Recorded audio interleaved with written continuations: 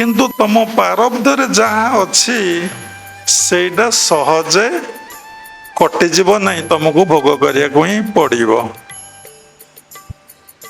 ନିଜ ଜୀବନରେ ଲୋକ ଭାବନ୍ତି ମୁଁ ତ ବହୁତ ଦାନ କଲି, ସାଧୁ ସନ୍ତଙ୍କର ସେବା କଲି, କି ମୋ ଜୀବନଟା ଭଗବାନ ପାଇଁ ଉତ୍ସର୍ଗୀକୃତ କଲି,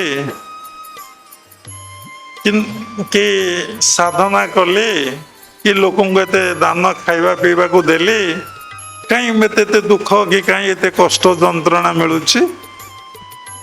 ପ୍ରତ୍ୟେକ ଲୋକ ମନରେ ପ୍ରଶ୍ନ ଅଛି। କିନ୍ତୁ ତୁମେ ଯୋଉ କର୍ମ କଲ ତାହା କେବେ ନିଷ୍ଫଳ ହବନି, ତାର ଫଳ ତମକୁ କୋଉ ଜନ୍ମରେ ହିଁ ପ୍ରାପ୍ତି ହେବେ। ତୁମେ ଯାହା ଆଗରୁ କରିକି ଆସିଛ, ବ୍ୟାଙ୍କରେ ଡିପୋଜିଟ୍ ଅଛି ଅର୍ଥ, ତା ତୁମକୁ ମିଶି ଏ ଜନ୍ମରେ ନିଶ୍ଚିନ୍ତ ମିଳିବ।